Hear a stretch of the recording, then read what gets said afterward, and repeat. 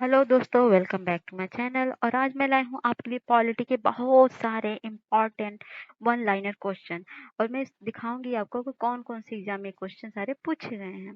तो ठीक है, चलिए स्टार्ट करते हैं। और हाँ, अगर आपको ये चैनल पसंद आ रहा है और सारे क्वेश्चन पसंद आएंगे तो आप प्लीज़ इसको लाइक करिएगा और अपने दोस्तों के बीच शेयर करिएगा।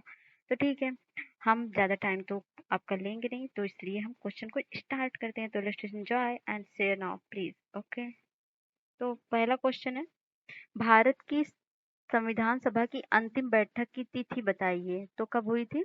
24 जनवरी 1950 को। और कब ये क्वेश्चन आया था? यूपीपीसी प्री 2018 में पूछा गया था। देखिए आप। दूसरा क्वेश्चन है, किस अधिनियम के द्वारा अंग्रेजों ने भारत में सर्वप्रथम निर्वाचन प्रणाली की शुरुआत की थी? तो भारतीय परिषद अधिनियम 1892 में, यूपीपीसीएस मेंस 2018। अगला क्वेश्चन है, भारत के संविधान के किस भाग में हम नागरिकता से संबंधित प्रावधानों को पाते हैं? तो भाग 2, 5 से 11 दिया हुआ है आपका नागरिकता का, यूपीपीसीएस फ्री 2018। देखिए कितना इम्पोर्टेंट है। भारतीय संविधान में भारत की आधिकारिक भाषा में जुड़े प्रावधानों में संसद संशोधन कर सकती है। किसमें कर सकती है? अपने सदस्यों के साधारण बहुमत द्वारा संशोधन कर सकती है। ये भी पूछा गया है, यूपीपीसी 2018 में फ्री में आया है। बिना अनुमति के कितने दिन संसद से अनुपस्थित रहने पर किसी संसद को अयोग्य घोषित किया जा सकता है? तो आंसर विल बी 60 दिन। अगर 60 दिन वो अनुपस्थित रहेगा तो उसकी संसद की अयोग्यता को घोषित कर दिया जाएगा। ये भी प्री 2018 में आया है यूपीपीसीएस के। सर्वप्रथम संसदात्मक सरकार किस देश में आरंभ की गई? तो वो की गई ग्रेट ब्रिटेन, यूके में संसदात्मक। ओके, ये भी प्री 2018 में पूछा गया है। किसके संबंध में राज्यसभा का अनन्य अधिकार है? तो वह है एक नई अखिल भारतीय सेवा के सृजन हेतु संस्तुति करना। ये भी देख लीजिए, आपका पूछा गया है। किसे भंग नहीं किया जा सकता पर समाप्त किया जा सकता है? वो विधान परिषद है। सरकारीय आयोग की संस्तुतियां किससे संबंधित? तो केंद्र राज्य संबंध। देख लीजिए मेंस 2018। नीति आयोग का प्रथम उपाध्यक्ष कौन होता है, मतलब उपसभापति? तो कौन था? तो वो थे अरविंद पनगाड़िया। ये भी यूपीपीसी प्री 2018 में आया। कौन एक संविधानेतर संस्था है? तो नीति आयोग। ये भी यूपीपीसी प्री 2018 में पूछा गया है।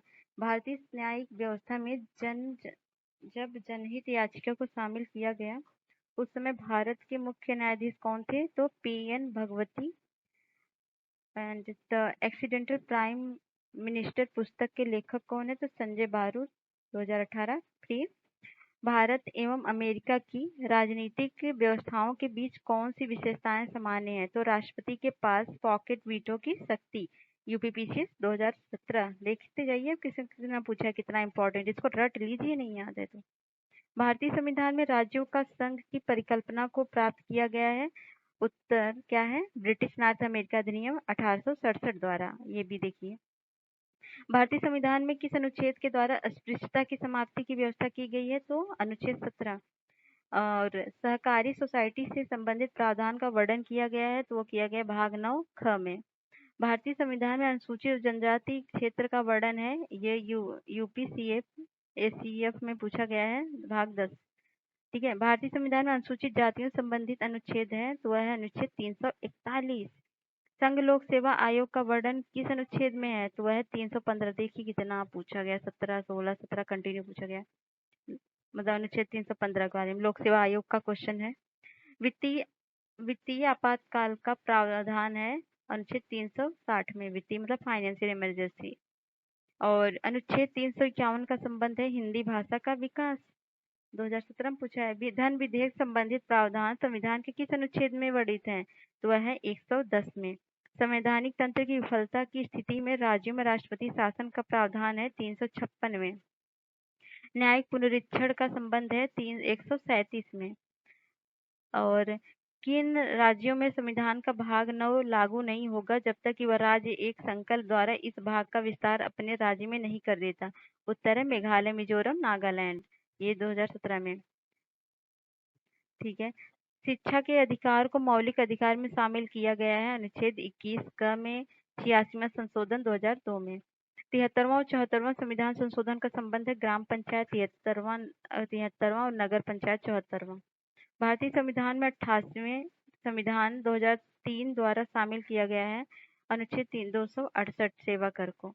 भारतीय संविधान के अंतर्गत 11वीं अनुसूची में शामिल है पंचायतों की शक्तियां, प्राधिकार और उत्तरदायित्व। कौन संविधान के अनुच्छेद 21 के दायरे में आता है?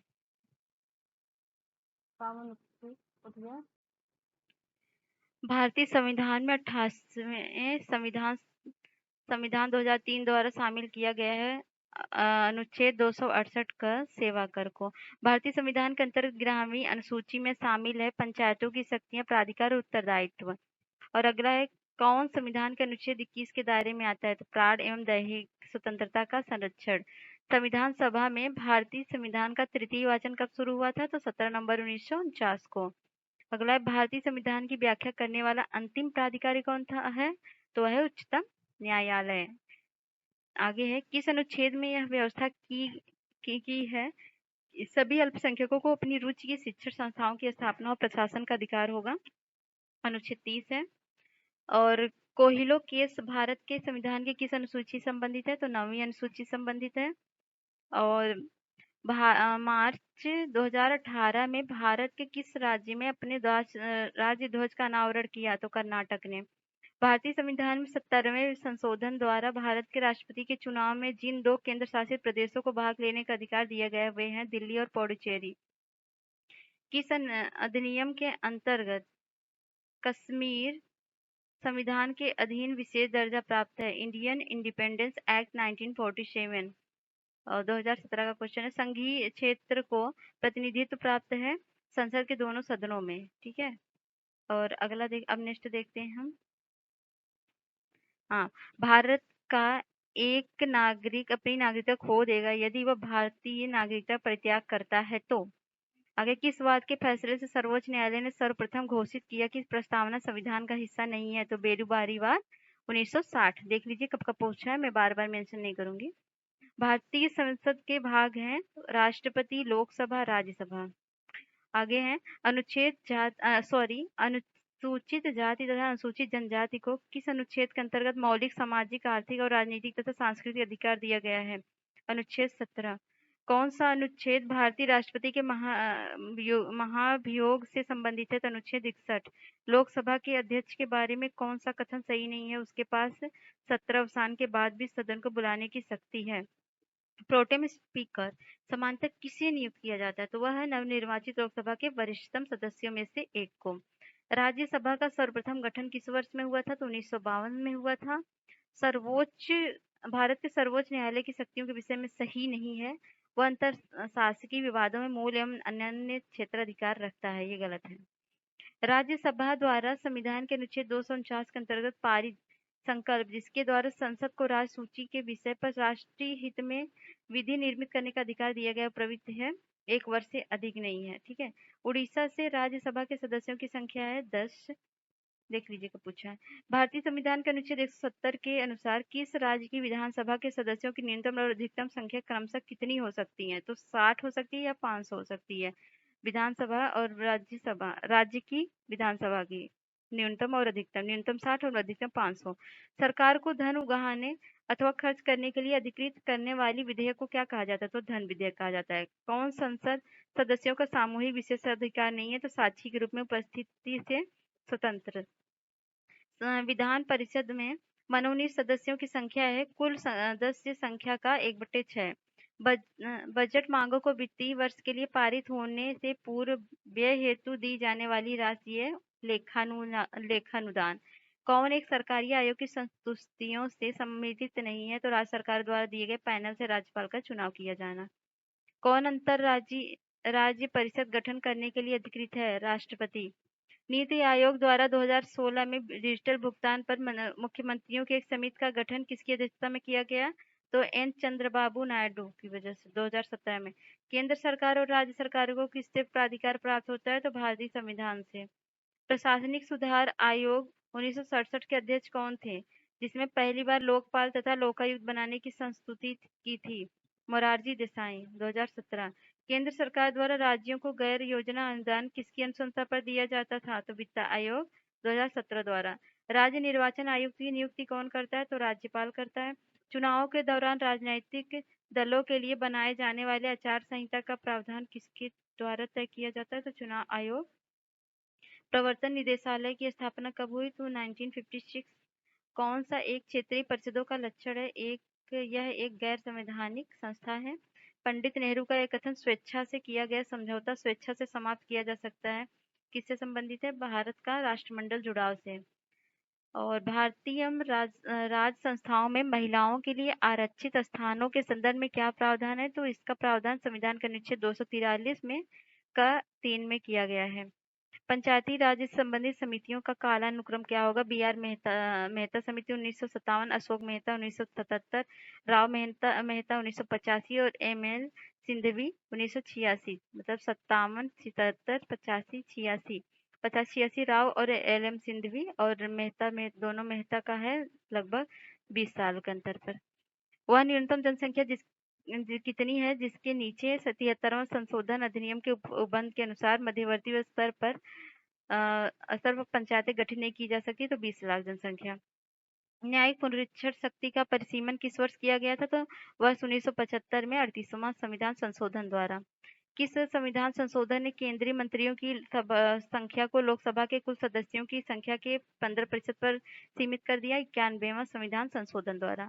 भारतीय संविधान की प्रस्तावना में धर्मनिरपेक्ष व सामाजिक शब्द किस संशोधन द्वारा जोड़े गए? तो 42वें संशोधन द्वारा। शिक्षा जो आरंभ में राज्य सूची का विषय थी, किस संशोधन के द्वारा समवर्ती सूची में हस्तांतरित की गई? 42वें संविधान संशोधन द्वारा। संविधान के 42वें संशोधन अधिनियम 1976 द्वारा अंतः स्थापित किए गए 11 मूल कर्तव्यों के लिए संवैधानिक प्रावधान है।